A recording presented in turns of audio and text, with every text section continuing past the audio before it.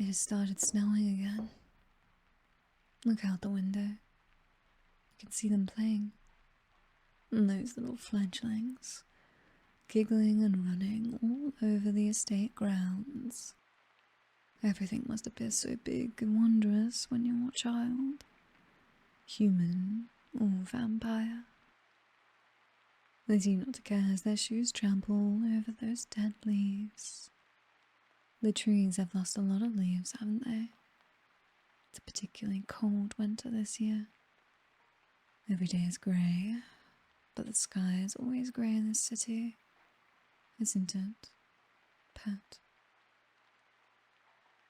Still no response. I suppose you haven't acclimated to civilized conversation even after all this time, dear one. But I like your quietness. How pensive your eyes get as you stare at your reflection in the frosted glass. Fetch me a bottle of wine, would you? One of the fresh from the vineyards of Lignon. You know where to find it. It's been ages since I last visited that charming little town on the southern peninsula. Nobody makes wine and perfumery like them. Have you ever been to Lignon, pet? No. What a shame. Would you like it if I took you with me this time? I certainly wouldn't mind having such a handsome company to keep me entertained. No. Oh. Does my little puppy not like venturing outside the mansion? Is he scared of all the big, bad creatures lurking out there? You always have been a bit of an indoors pet, haven't you, puppy? Or did you have family living in Lignon before we came along? Before the culling?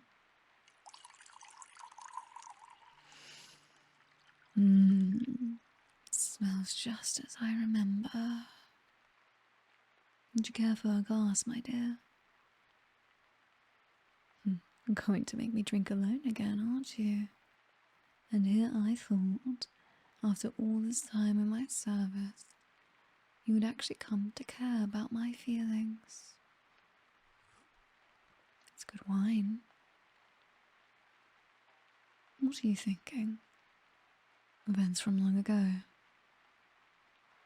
Your precious eyes seem distant again, like you're seeing spectres. That's how I can tell. Also, I'm a vampire. I can tell from everything. From the faintest change in the rhythm of your heart to the ever so soft shivers running down your body to the delicious blood coursing under your skin, straining against the veins and arteries to call out to its rightful owner, to drip and drizzle on my fangs. No need to start squirming now, pet. It'd hardly be the first time. You love it when I drink from you. You love my attention. Spectres of the past. Do not go seeking them out. What's gone is dead and buried, like leaves under the snow. You had a happy childhood, didn't you? It wasn't perfect, but you had reasons to smile, to be alive. That's more than what most humans get, dear one. I knew I had to have you the moment I saw you. You looked so sad and fragile, standing all alone, the sea of corpses and raging fires. Too shocked to feel fear. The scent of blood still makes you dizzy, doesn't it? I could hear the crunching of the leaves outside. I'm a vampire. I hear everything. Are you stepping on memories, pet? Those children can't be making so much noise. You saw up close, didn't you? How vampires hunt, how we feed. Your parents never got back, did they? They told you to wait at home, and you simply couldn't listen. You went outside looking for your little sister. She should have returned home hours earlier. And that's when I found you. You're lucky it was me, you know. Any other vampire, well, let's just say you would have met your parents again.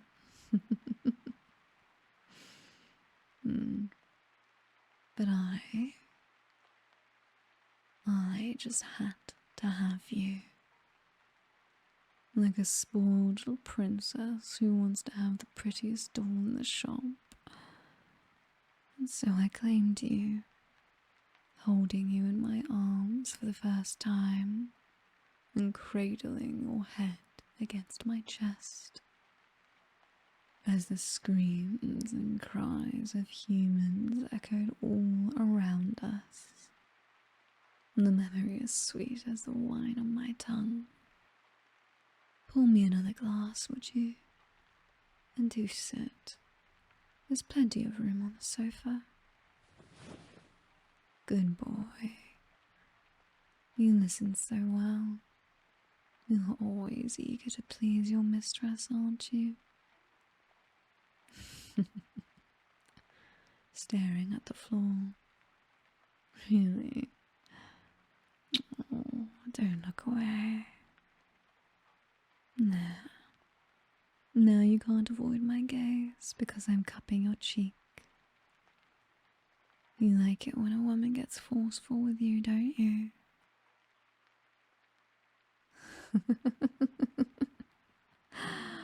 Oh, look at you blushing. Your cheeks turn the loveliest shade of red when I tease you. That's part of why I like teasing you so much. Also, it's just fun to do. But we could do better than that. You've been so obedient for me. I think you deserve a little treat. Does that feel nice? My long nails running through your hair, scratching over your scalp again and again. Boys are such simple creatures. Doesn't take much to make one happy. You're already closing your eyes as I work through these tangles and knots. Puppies like scritches, don't they?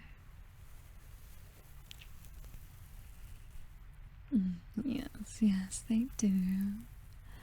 A puppy likes nothing more than curling up on his mistress's lap as she showers him with her attention and head pats. Lots and lots of head pats. You're so sweet. Such a good boy. You know, that collar looks lovely on you. And I like how my name, engraved in silver, catches the evening light. It does a good job of showing everyone who you belong to, doesn't it? I also like the little bells. They let me know when you're coming. Not that I need to, as I can hear your footsteps. But I think it's cute. You can't go anywhere now without making adorable little noises. No, you're not allowed to take it off, Pat. Why would you want to? It's a sign of ownership.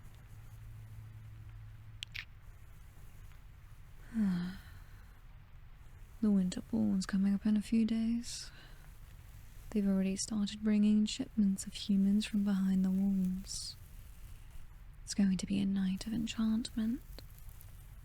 Vampires from all over the continent dancing with each other and drinking from those poor, hapless humans, parading around their pets, reveling the night away. I attend the ball every year, but it's going to be even more special this time. You'll be with me throughout the night. Doesn't that sound nice? Just make sure not to wander off too far. Your collar will keep other vampires away, but some of them cannot control their baser urges. You really don't want to be mistaken for cattle. Some of those humans won't live to daylight. Cruel. How so? It's just the order of the world. A goat would cry and plead you not to take its life if it had language. But your kind kills it anyway. I don't see how this is any different, really. Humans are cattle to us. We are the top of the food chain, and we like drinking your blood. This world isn't about right or wrong, puppy. It's about power. About doing what you want. And if you have the power, you can do whatever you want. It's how we manage to enslave humanity and imprison them for serving and feeding, isn't it? Like cattle in a pen. Well, not all humans. Some are just too precious and adorable. You were always meant to be my butler, to please and entertain me, and bask in my attention and praise. But you wouldn't have it any other way now, would you, pet? Would you, pet? Good boy. See? I knew you were bright. So very bright.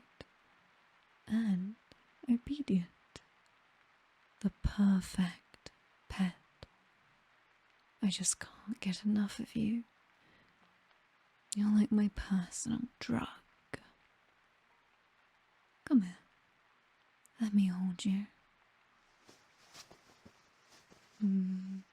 You feel so soft in my arms, with your head nestled in the crook of my neck. Your blood smells heavenly.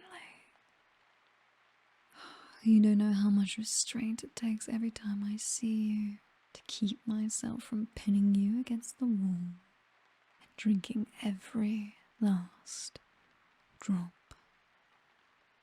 But I'd never do that. I've grown attached. You trust me, don't you? Of course you do. Or at least you'll learn to. Tell me, does your leg still hurt? Yes, your limp still hasn't fully gone away from when you made that silly little attempt to escape.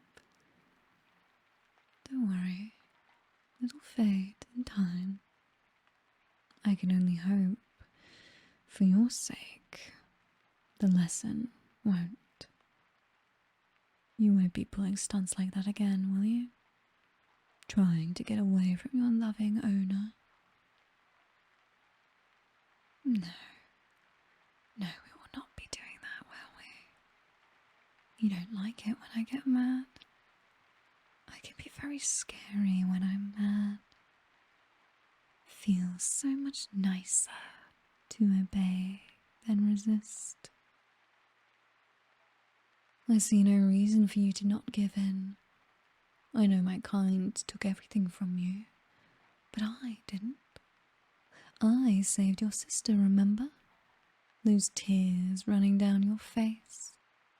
They awakened something in my cold, dead heart. So I brought her to you, untouched. I see the way you look at me, what fires burn behind those eyes. How you will still try to convince yourself that this is all a nightmare, that you will wake up at any moment in your old bed to the sounds, perhaps, of your mother bustling around in the kitchen, to pots and cutlery and whistling kettles ringing around the house. I'm sorry, but you won't. This is where you will always be, kneeling before me on cushions of plush velvet. Hey, puppy, remember that trick I taught you? Do you want to play fetch? You do. Do you want to play? Do you want to fetch a stick for your owner? Here. Go on. Fetch it. I don't have a stick, so I threw a chocolate from this bowl. Get it, puppy. Don't look at me like that. We're just playing. Now go get that chocolate. A good butler should always obey the whims of his mistress. No. You're supposed to be seeing your little sister tomorrow, aren't you? Oh, don't look so pale. You think I'd keep you from seeing the only family you've got left? Do you really think so little of me? No, pet. Of course you can see her. I let you meet her once a week, don't I? I arranged for her to attend school right alongside the children of vampires, to always be accompanied by protectors, to be cared for. She's practically treated like royalty. Such a sweet little thing. I just worry sometimes. She's so young. Nothing's going to happen to her, but I do find myself wondering how things will turn out if she were to catch the interest of one of my sisters. Oh, that expression. And I thought my eyes were scary. Go on, puppy. Pick up that chocolate. Play fetch. Good boy. Such a good boy. See? That wasn't so hard now, was it? And this is how it's always going to be between us. Why you'll always be my meek, dutiful little butler. But don't worry. I make sure to reward you when you're being good to me, don't I? You'll enjoy this next part. I guarantee it. Don't struggle. You're only getting me more worked up. Stop squirming. Good pet. How often have we been in this position? Me on top of you and you lying pinned to the bed, unable to get away. Not as often as I'd like.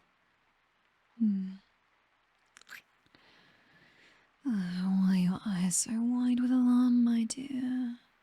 You know I haven't drunk from you all day. My fangs are aching to bite into that soft neck of yours. Don't worry.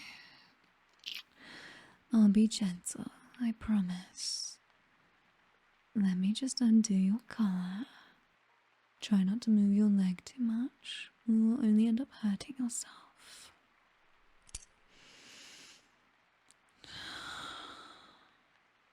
I miss this sight. I just don't get enough time to play with my toy these days.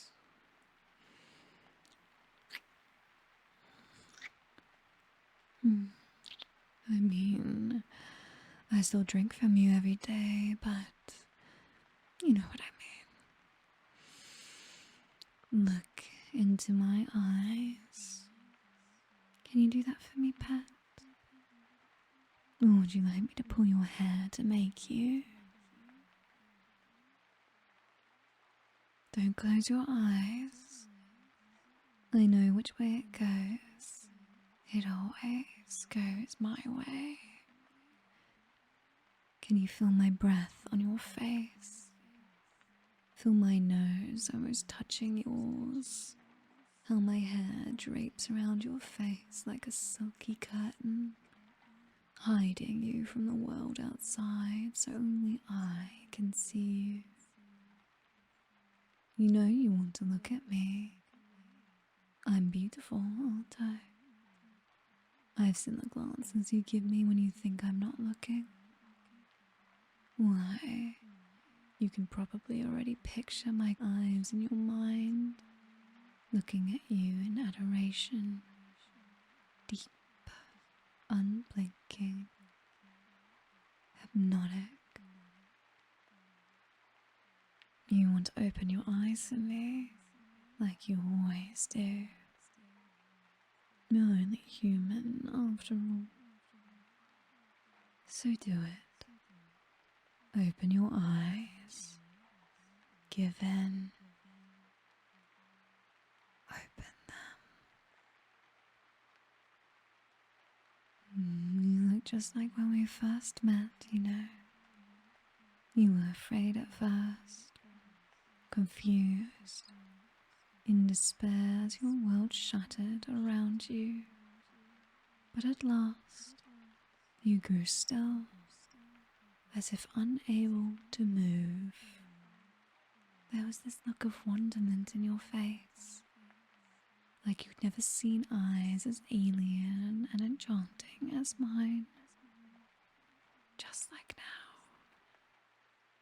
Didn't even have to put you under my thrall back then. Twist your neck to the side for me. There we go. Good job.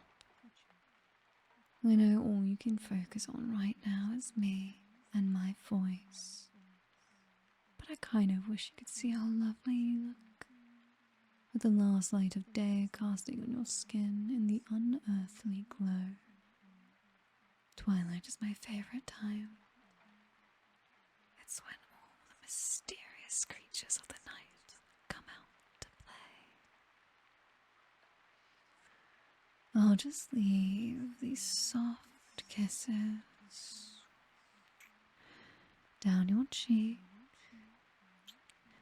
all the way to your chin. Trace my lips along your jawline, all the way to the other side. Can you feel your thoughts draining away? The will to resist crumbling into fairy dust with each little kiss. Shh, it's okay. No need to think. Thinking is hard. So very hard. Just let go. I've got you. You make such amazing little noises when you're under my thrall. And you look so dazed and vulnerable. Completely drunk. Unable to resist. Unable to do anything but listen. You like listening to me, don't you?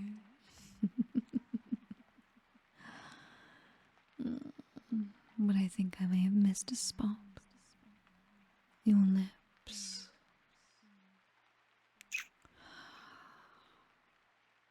You taste so sweet. My poor, overworked little butler. Let me just trail down your neck. Just like this. To the side. Right on top of this lovely thing. Oh my. Did you shiver just now? You delight me so, pet. Yes, you know what comes next. I can't wait anymore either.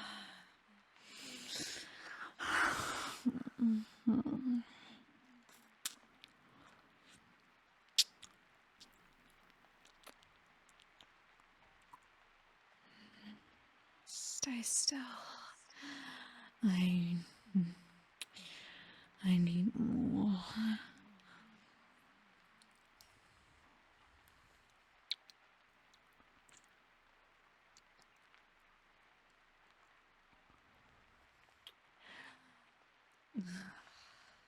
I'll never get tired of this taste.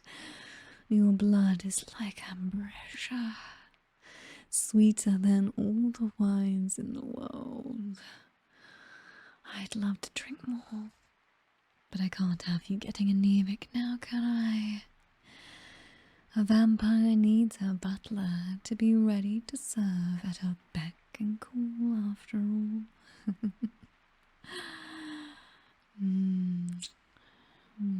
What is it? Did you manage to taste some of your blood on my lips? You don't seem to enjoy it as much as I do. No, I said nothing, pet. Just focus on drifting among those pretty stars for me, alright? Your eyelids are so droopy. You look absolutely adorable. You're safe in my arms. Nothing can hurt you.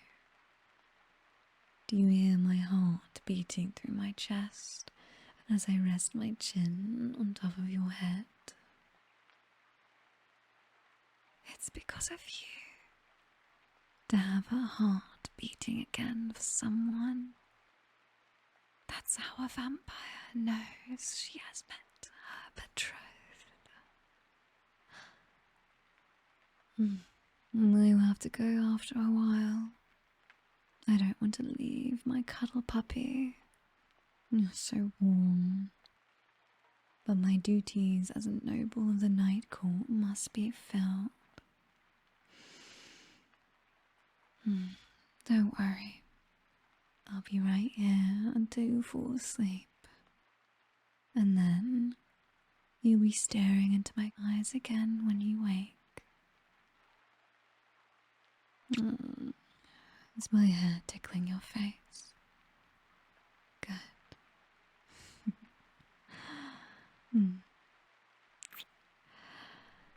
There.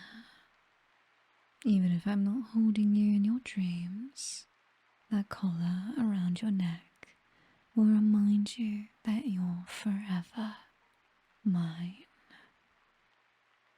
This world may be a dark place for humans, but you'll always be my pet.